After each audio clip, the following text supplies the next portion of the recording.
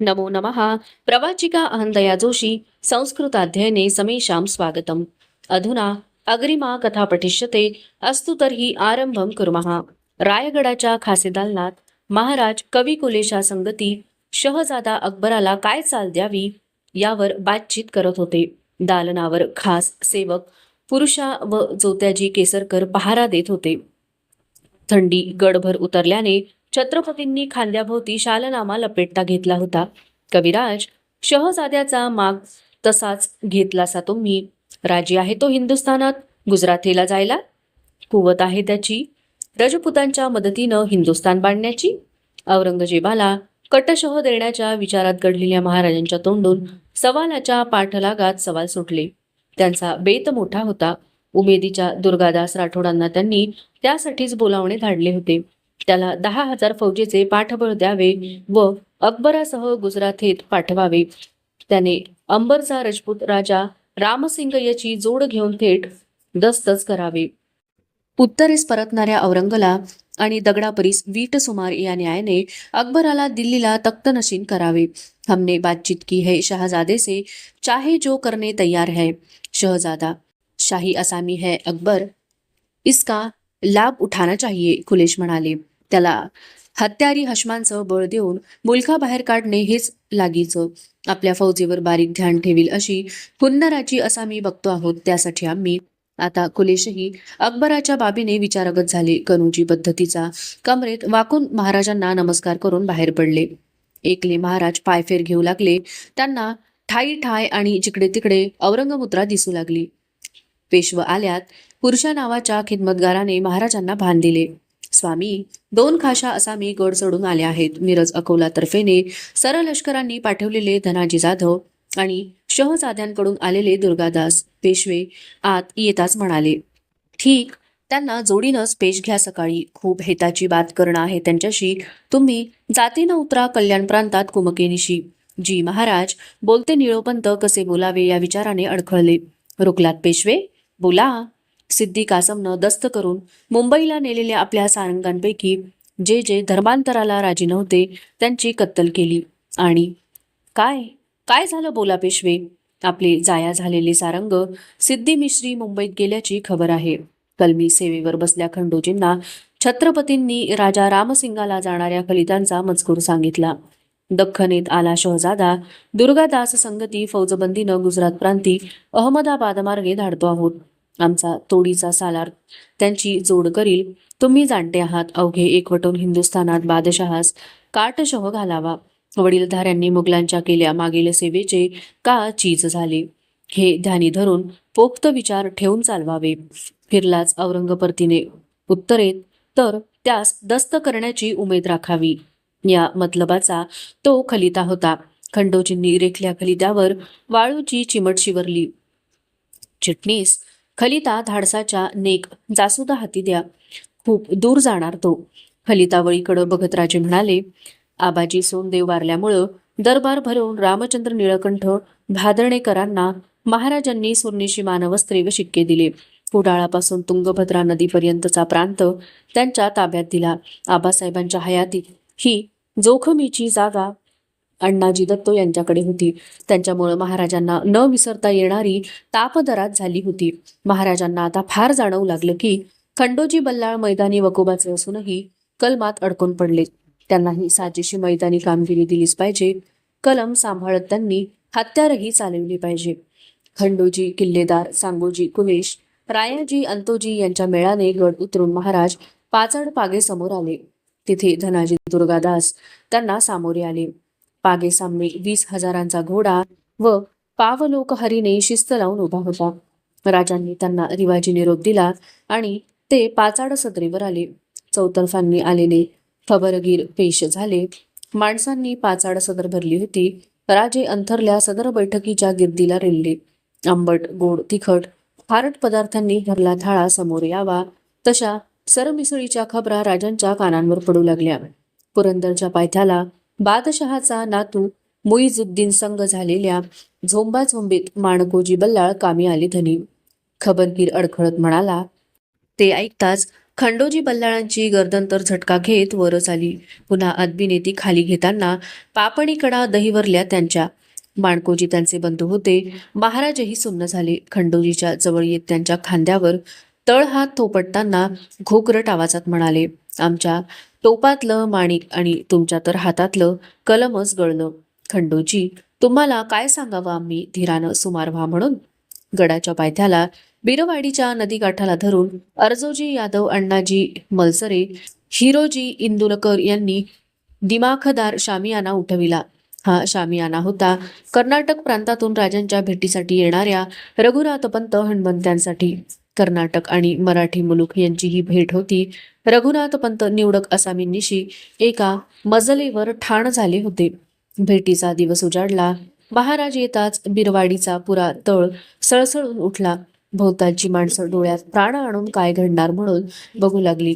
सर्वांना माहीत होतं की कर्नाटकात रघुनाथपंतांना काढणी बंद करण्याचा हुकूम राजांनी हर्जींना दिला होता. गडभर आवई पसरली होती की रघुनाथपंतांनी लांबीचा खलिता पाठवून खाशा भेटीसाठी येत आहोत असे कळविले होते.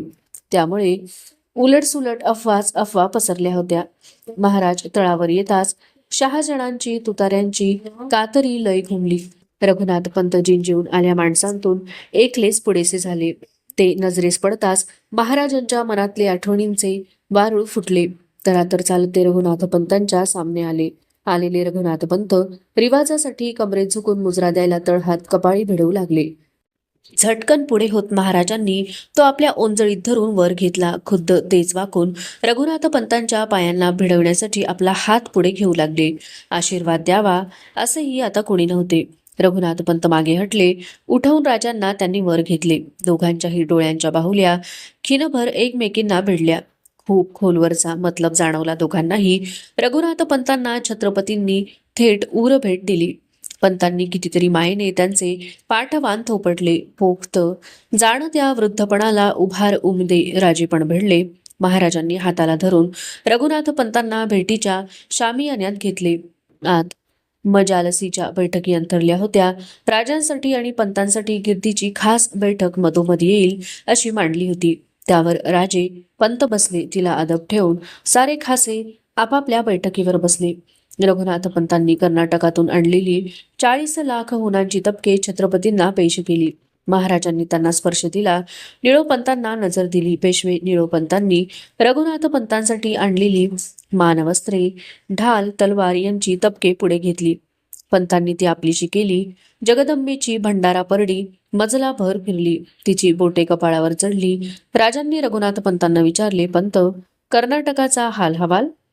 सुक्षेम. हर्जीराजे नेटाबळानं प्रांत रक्षून आहेत.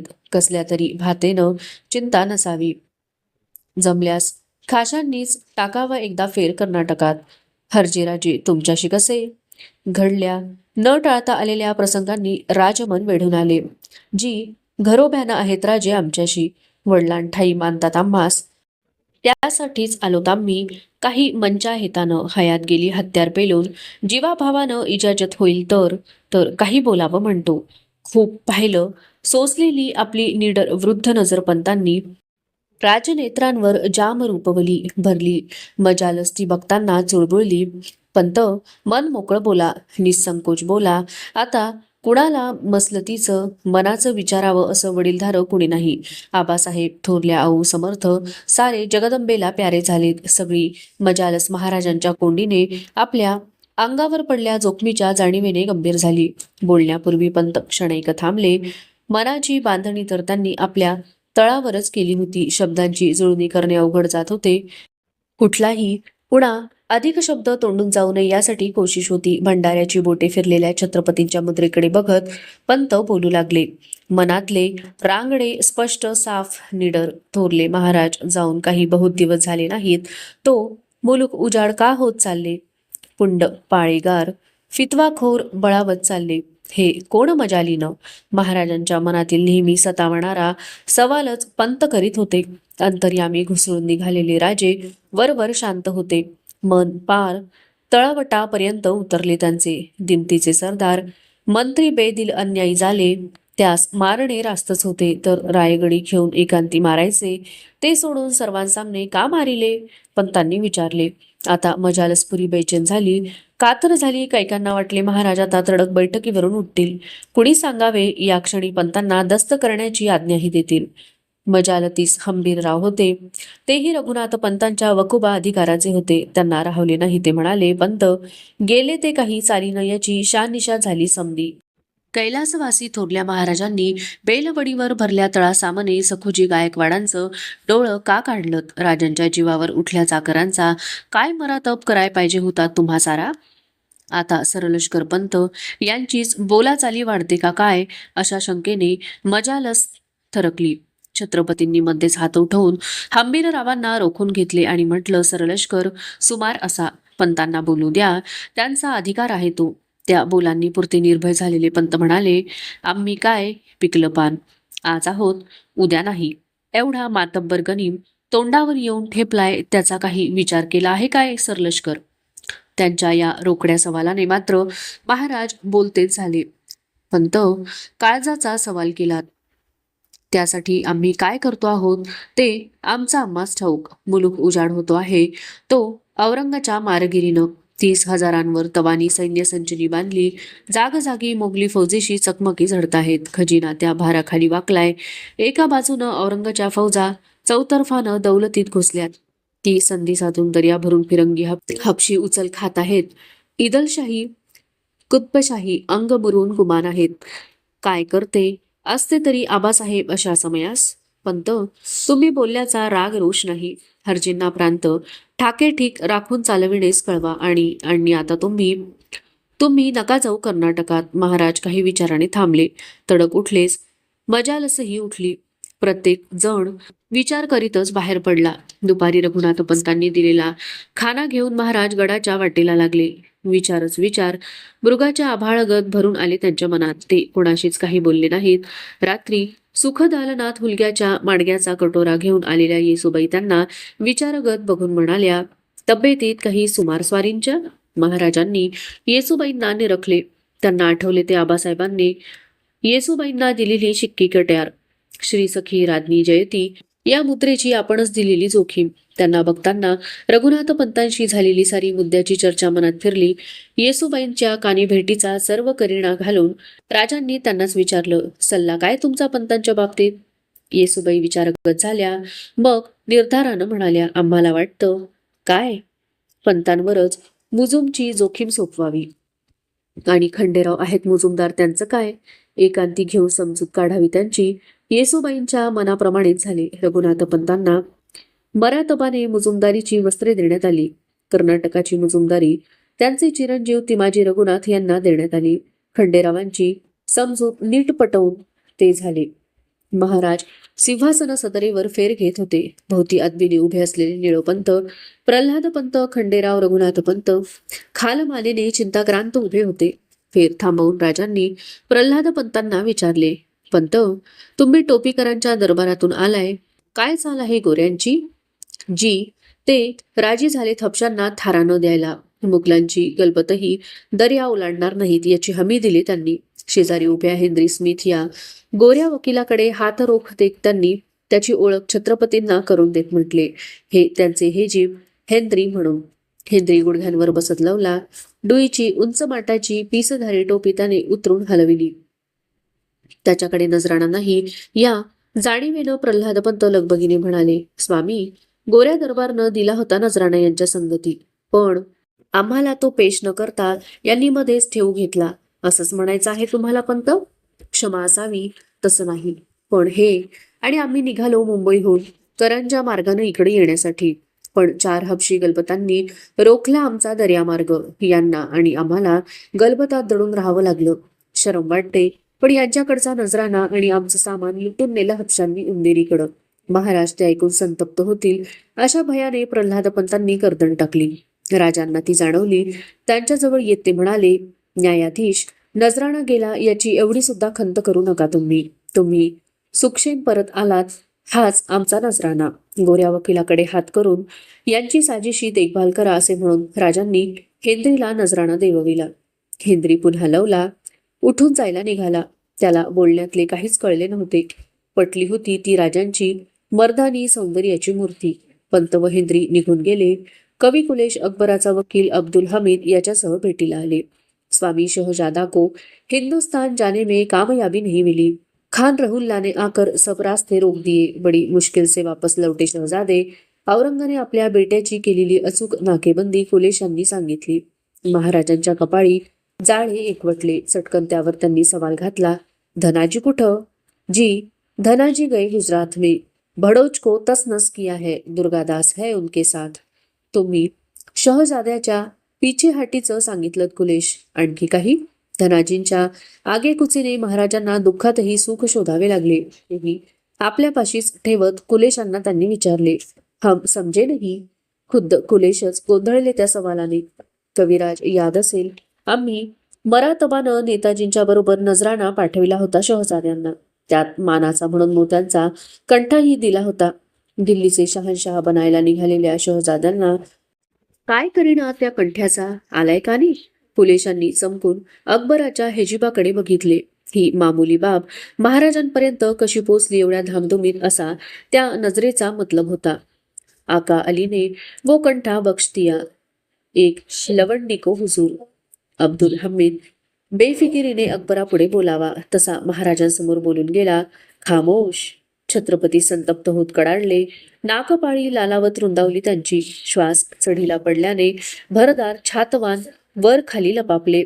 अकबराने मरातबी कंठा मामुली मानला याची चीड होती त्यात. त्याहून शिकेचा संताप होता. त्याच्या मामुली हेजिबाने या देशीच्या स्त्रीला लवंडी म्हटले याचा. कुलेश, जाब विचारा याचा शहजाद्याला. आपल्याच विचारात महाराज तरातर निघूनही गेले. अब्दुलने शर्मेने गर्दन खाली टाकली. अवशिष्टा कथा अग्रिमे भागे पठिष्यते. अस्तु तर्हि पुनर्मिलामः. तावन्मंगलं भूयात्. शुभं भूयात्. नमो नमः. धन्यवादः.